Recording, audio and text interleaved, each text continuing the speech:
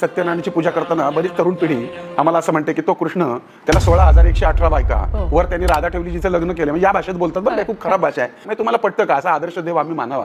पण मुळामध्ये आम्हाला कृष्ण समजला नाही, आम्हाला गणपती समजला नाही, आम्हाला विष्णू समजला नाही, आम्हाला त्याचे अवतार समजले नाही. तर 16,118 बायका म्हणजे काय हो? आता तुम्ही मेडिकल फील्डमध्ये आहात, आयुर्वेदामध्ये ज्या नाड्या आहेत त्या तेवढ्या सांगितल्या गेल्या आणि त्यातून एक रक्ताची धारा धारा धारा धारा राधा वाहते आणि त्या धारेला तो कृष्ण आकृष्ट होतो. कृष्ण म्हणजे हृदय आणि 16,118 म्हणजे नाड्या, राधा म्हणजे रक्ताची धारा. तो कृष्ण तुमच्यात पण आहे, तो कृष्ण माझ्यात पण आहे. मला सांगा, युगे 28 विटेवर उभा करकटावर ठेवून या. मग तो युगे 28 तो पलंगावर का उभा नाही, तो खुर्चीवर का उभा नाही, तो विटेवरच का उभा? कारण त्याच्यातनं हेच सांगितलंय की तुमच्या प्रत्येक घराच्या विटेवरती हा पांडुरंग उभा आहे.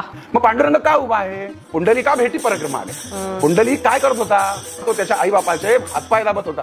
ते भजन करताना पांडुरंग आल्यानंतर आई बापाला महत्व देऊन त्यानं वीट भिरकावली आणि त्या विटेवर त्याला थांबवला. जोपर्यंत तुमच्या या भारत देशामध्ये किंवा जगामध्ये आई बापांची सेवा घडेल तोपर्यंत तो पांडुरंग त्या विटेवरच उभा राहील. आणि म्हणून तुमच्या घरात जर तुमच्या आई वडिलांची सेवा झाली तर तुमच्या घरातल्या प्रत्येक विटेवर पांडुरंग उभा आहे. त्यासाठी तुम्हाला पंढरपूरला जायचीच गरज नाही.